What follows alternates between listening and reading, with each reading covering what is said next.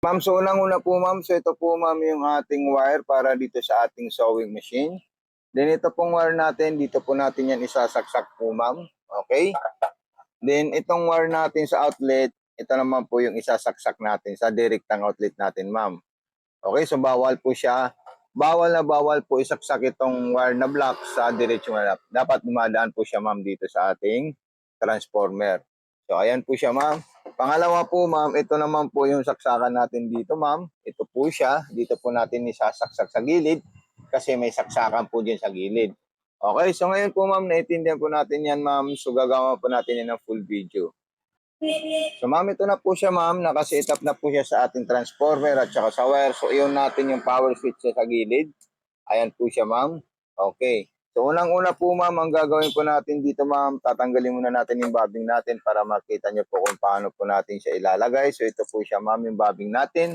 With freebies na po yan ma'am. Pa-unbox na lang po sa video mo ma'am kung sakaling matanggap nyo po ito ma'am. Okay, so ito po yung bobbing natin ma'am. So ayan po siya ma'am, ilalagay lang natin ng ganyan. Okay? Then pagkatapos po ng ganyan, ipapasok natin siya at tutunog po siya ma'am. Pag maayos po yung pagkalagay natin ma'am. Ayan, ganyan lang po siya ma'am. Then pagkatapos naman po niyan ma'am, okay, so maglalagay po tayo ng sinulid sa itaas. So ito po ma'am, pag maglalagay tayo ng sinulid, ayan, kita nyo po siya ma'am. Ayan po yung sinulid natin. Then ito po siya ma'am, ilalagay natin siya ng ganyan. Then hawakan nyo po ng dalawang kamay para mas diin sagad yung pagkalagay. So ayan po siya ma'am. Sundan nyo lang po itong mga hiwa na maliliit po ma'am. So ayan po. Ganyan lang po siya ma'am. Okay. Then pagkatapos, isasabit nyo po dito. Kung minsan ito nagtatago, ikutin nyo lang po ito ma'am. Ayan, ganyan. So ayan po siya ma'am. Okay. Then dire-diretso po ma'am dito sa may malit na spring po ma'am. Saan po yung malit na spring? So ayan po siya ma'am. Ayan. Nasa bandang kaliwa po siya ma'am. Ayan. Okay. Then ipapasok nyo na po sa butas ng karayom po ma'am. Ganun lang po siya ma'am, kadaling gamitin po ma'am. Okay po ma'am, pag napasok natin sa butas ng karayom, hawakan po natin itong sinulid ng galing sa karayom at ikutin po natin ito ma'am. Ayan. Pag naikot natin yan, lalabas po yung dalawang sinulid natin, yung green at saka yung white. So depende na po sa iyo ma'am kung anong sinulid ang gagamitin nyo, all white, all green, all black. Kasi yun po yung pinakamaganda po ma'am. So ilalagay po natin ito ma'am at ito na rin po yung lagayan natin dito ma'am ha. Ayan po siya ma'am. Ayan. Okay, so ngayon nakita niyo po siya ma'am kung paano po natin siya sinit up. Then ilalagay natin yung telang tatahiin natin like maong. Yung maong po ma'am, yan po yung tatahiin natin. So ito po siyang pang maong, din pang cotton at pang manipis. Okay, so ito po yung speed control, button start, reverse, tension. Pag maluwag yung tayo sa ilalim, adjust po kayo ng malaking numero dito. Din selector, and refilling thread. Itutulak nyo lang po dyan yan ma'am. Ganito po ma'am yung refilling thread. Ayan. So itulak mo lang po dyan, itali nyo yung sinulid at pindutin nyo po ito ma'am. So ayan. Okay, so ayan, napaka-smooth po ng performance ng ating sewing machine. Okay, so tatahi na po tayo ma'am. So ayan po siya ma'am. Okay. Then kung gusto nyo po umatras, i-press nyo lang po ng matagal ito para umatras po. Yan po yung sinasabi nating lock ma'am. Okay. Then, pang maong natahi, stitches, ayan po siya ma'am. Ayan. Okay.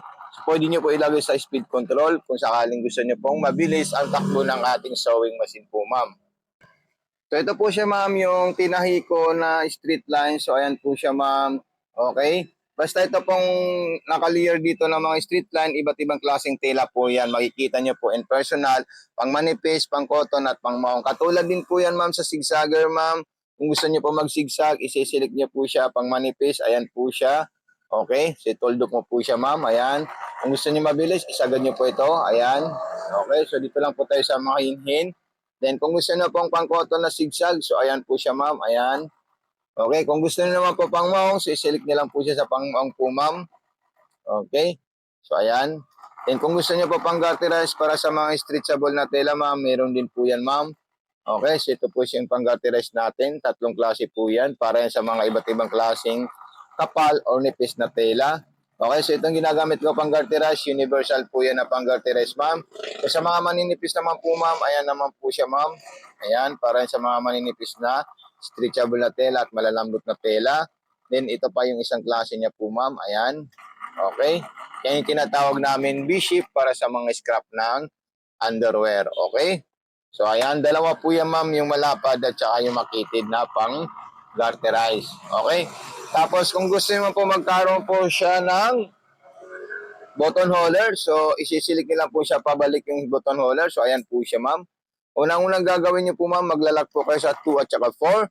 Then pumunta po kayo sa number 3. Ayan. Or pumunta po kayo sa number 1 para umabante po siya, ma'am. Ayan.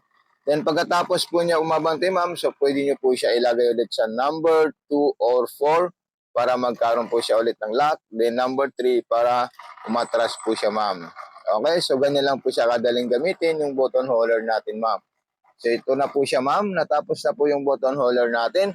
So ipacheck natin at ipakita natin sa ating video na talaga pong all goods at good condition po yung sewing machine natin, ma'am. Okay, so ito na po siya, ma'am, yung front ng ating stitches design, zigzag, garterized, button holder. Ito naman po yung back niya, ma'am. So ayan po siya, ma'am. Talagang napaka-solid po siya at napakaganda po, ma'am. So pa-recommend mo ako, ma'am, sa mga social media like FB page, TikTok shop, at Shopee po, ma'am. Okay, so ito na po siya, ma'am. So maraming salamat po sa iyo, ma'am. God bless and more power po, ma'am. Okay, so ilalagay ko na po to at impakin po natin ito para mai-ship na po sa inyo, ma'am. So ayan po yung itsura niya, ma'am. Wala po siyang damage, wala po siyang scratch, wala rin po siyang gas-gas po, ma'am. All goods na po yan, ma'am. Left and right, front and back with transformer na po siya, ma'am. So okay, so maraming salamat sa iyo, ma'am Crisilda Sardinia. And thank you so much and God bless po, ma'am.